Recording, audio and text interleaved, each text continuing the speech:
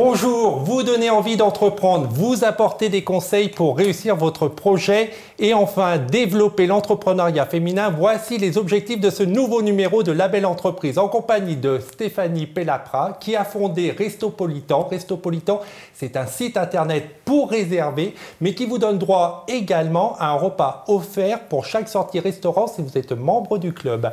Et en compagnie de Caroline Thomas, éditrice d'une marque média pour jeunes femmes trentenaires. Bonjour mesdames. Bonjour.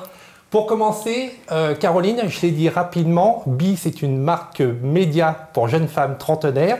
Vous auriez pu vous limiter à la mode et à la beauté, mais vous avez développé tout un aspect éditorial sur l'entrepreneuriat. Pour quelles raisons ? Alors oui, comme vous le disiez, donc Bi, c'est une marque média générationnelle, donc qui s'adresse aux jeunes femmes trentenaires. Et qui aborde tous les sujets de leur sphère à la fois personnelle, donc la mode et la beauté, certes, comme finalement toutes les marques féminines, mais aussi la sphère personnelle. Et il était important pour nous de ne pas nous limiter justement à ce côté uniquement mode-beauté et d'aller sur ce territoire et d'accompagner nos lectrices dans leur future vie professionnelle. Bi, donc c'est un site internet qui développe ce contenu éditorial pour devenir et encourager les femmes à être entrepreneurs, mais en fait c'est la conséquence d'une autre démarche, c'est-à-dire que vous avez créé un événement et un concours.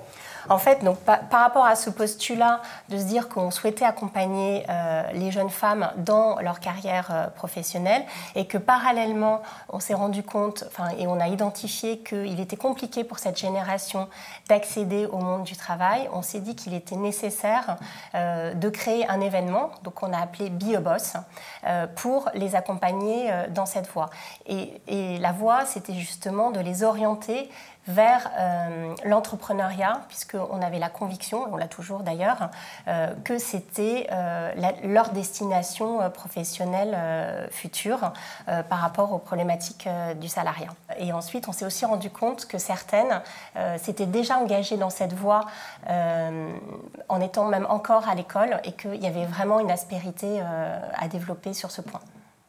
Stéphanie, pour quelles raisons vous êtes devenue entrepreneur? Est-ce que c'est parce que vous avez connu cette difficulté qu'évoquait Caroline à trouver du travail?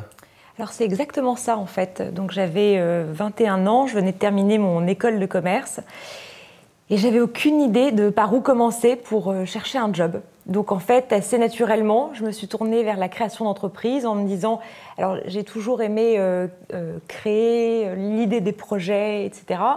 Même petite, vous voyez, avec des fleurs de géranium, créer un parfum, donc ça remonte à très très loin.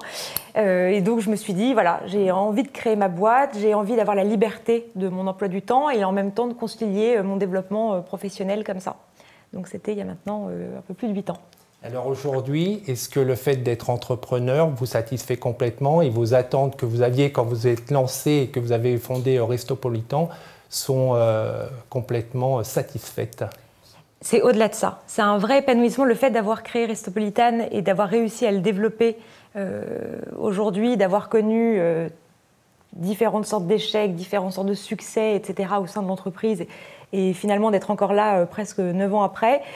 C'est un épanouissement personnel et professionnel qui sont au-delà de ce que je pouvais attendre parce que c'est une vraie chance de voir germer les graines que l'on peut poser. Et c'est absolument fantastique de voir des collaborateurs s'épanouir, de voir, d'imaginer un produit et finalement d'avoir des consommateurs quand votre facteur vous dit « Ah, bah, vous connaissez Restopolitan, c'est génial, je l'utilise ». Vous voyez, ce sont des vraies fiertés finalement au quotidien qui sont fantastiques pour un entrepreneur. Est-ce que vous avez rencontré des difficultés particulières et est-ce que les femmes rencontrent des difficultés liées à leur sexe pour créer leur entreprise ? Alors évidemment, il y a des difficultés à créer son entreprise, mais je pense comme dans n'importe quel job, il y a des difficultés à créer son entreprise. En revanche, ce qui est quand même important de souligner, c'est que la France est un super pays pour entreprendre. Contrairement à ce qu'on peut entendre certaines fois, c'est absolument génial. Il y a des aides à la création d'entreprises qui sont fantastiques. On a une vraie promotion petit à petit de l'entrepreneuriat qui se fait même par le gouvernement qui est fantastique. Des difficultés en tant que femme, plutôt que si j'étais un homme. Je pense que la première difficulté, c'est de réussir à dépasser le manque de confiance en soi qu'on peut avoir. Donc ce sont des difficultés finalement qu'on fait soi-même peser sur son expérience et qu'on arrive à dépasser grâce à l'entourage, grâce à des équipes, grâce à des rencontres, grâce au réseau. Et une fois, pour moi, c'est vraiment la principale difficulté, c'est exactement ça, c'est le manque de confiance en soi. Une fois qu'on a réussi à le dépasser, on s'affranchit de toute limite et on a une forme d'inconscience ou d'insouciance qui sont propres à le fait de monter sa boîte quand on a 21 ans. C'est une forme de folie dont on s'affranchit vite. Caroline, vous n'êtes pas entrepreneur, mais quel est votre regard? Est-ce que vous pensez que le fait d'être une femme rend plus difficile la création d'entreprises? Non, alors pas du tout. Enfin, moi, sur ce point, je rejoins Stéphanie. Je pense que les freins à la création d'entreprises sont les mêmes pour les hommes et les femmes, donc qui peuvent être en effet la complexité du parcours pour lancer son entreprise et se développer. La différence peut-être entre les hommes et les femmes, ce qu'évoquait Stéphanie, c'est ce que moi j'appelle les autofreins, c'est-à-dire des barrières qu'on peut se mettre parce qu'en effet, confiance en soi, pour des raisons en effet culturelles ou familiales, mais intrinsèquement, pour moi, il n'y a pas a priori de frein particulier pour les femmes. Un bon moyen pour encourager l'entrepreneuriat féminin, c'est de valoriser les femmes entrepreneurs à travers des concours. Donc vous êtes toutes les deux à l'origine ou représentez des concours. Donc peut-être on va commencer avec Stéphanie. Vous êtes la marraine d'un concours qui s'appelle Créatrice d'avenir. En quelques mots, est-ce que vous pouvez nous présenter ce concours et nous expliquer, mais je vous reposerai la question, pourquoi vous avez décidé d'être marraine de ce concours? Alors avec plaisir, le concours Créatrice d'avenir, c'est donc un concours francilien. Donc, mené par la région Île-de-France, Initiative Île-de-France, qui a pour but donc, de promouvoir l'entrepreneuriat au féminin autour de 6 prix qui sont articulés. Alors, il y a l'initiative solidaire, il y a le prix, bien sûr, coup de cœur du jury, la créatrice quartier, l'audace au féminin, dynamique de croissance et un dernier prix sur la reprise.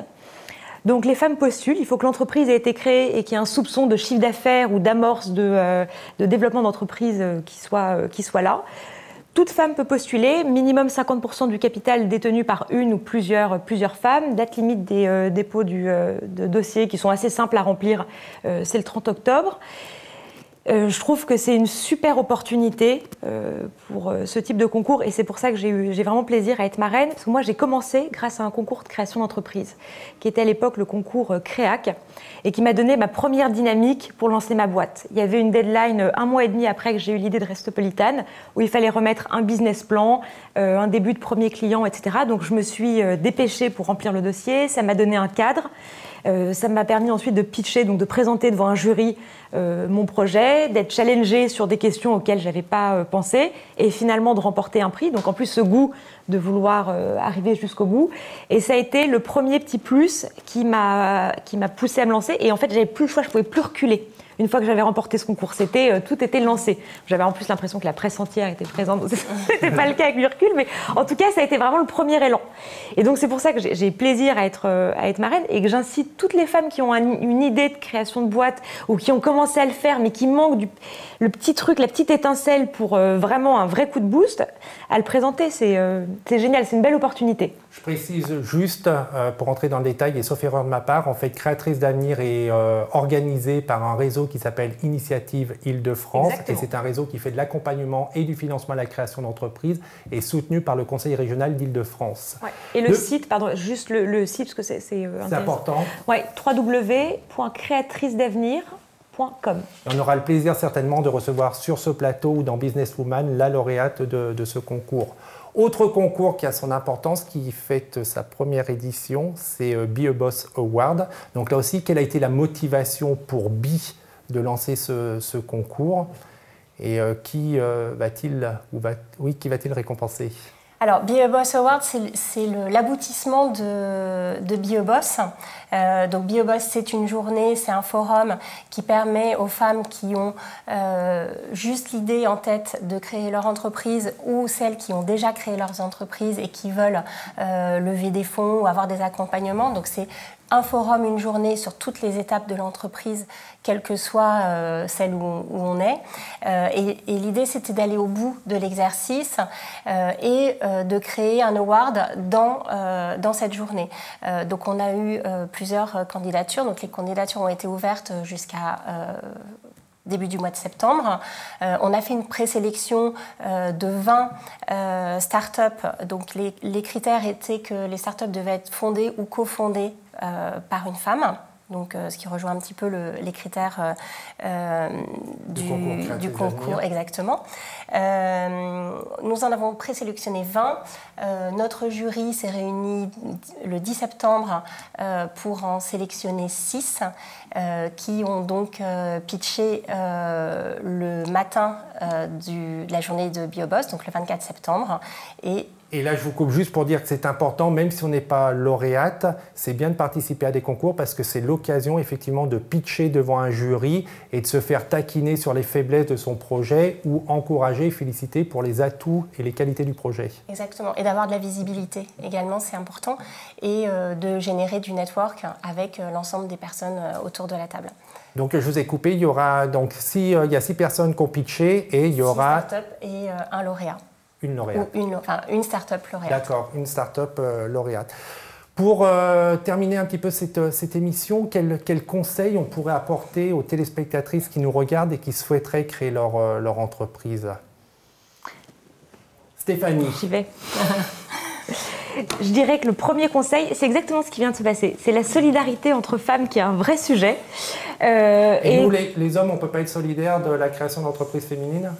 J'y viens parce que c'est mon deuxième point. D'accord, alors on peut terminer le premier point. Voilà, mon premier point, c'est l'importance du réseau, de sortir de chez soi, au sens propre comme au sens figuré. Qu'on ait une idée ou qu'on ait commencé à monter sa boîte, sortir de chez soi pour rencontrer du monde, pour challenger ses idées, pour les pitcher comme on le disait, pour des conseils, pour donner aussi des conseils, parce que tout ça fait partie de l'émulation.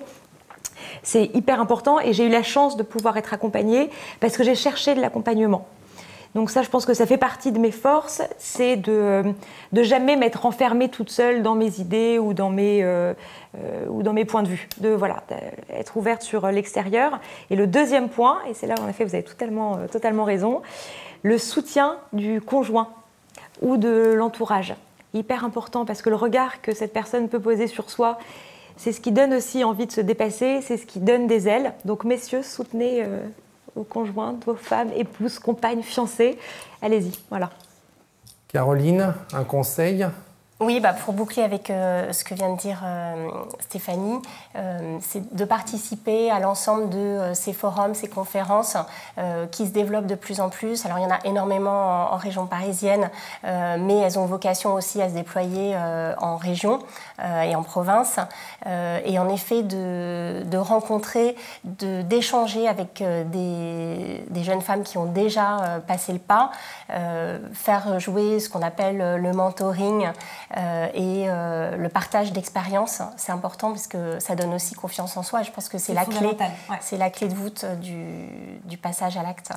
BioBoss, c'était la première édition, c'est un petit peu juste, mais il y en aura certainement, un peu juste, c'est un peu tôt, mais il y aura certainement une deuxième édition en 2016. Bien sûr, on souhaite clairement lancer donc une deuxième édition sur Paris en 2016 et surtout, je viens de l'évoquer, on veut se développer en province parce qu'on veut aussi accompagner cet entrepreneuriat en province qui est peut-être aujourd'hui un peu plus limité, notamment au niveau des échanges. Merci beaucoup à toutes les deux. Merci à vous. Pour ceux qui veulent en savoir plus, alors pour avoir des conseils beauté, mode, mais aussi des sorties culturelles et également avoir des bons conseils pour entreprendre, c'est bi.com. Exactement.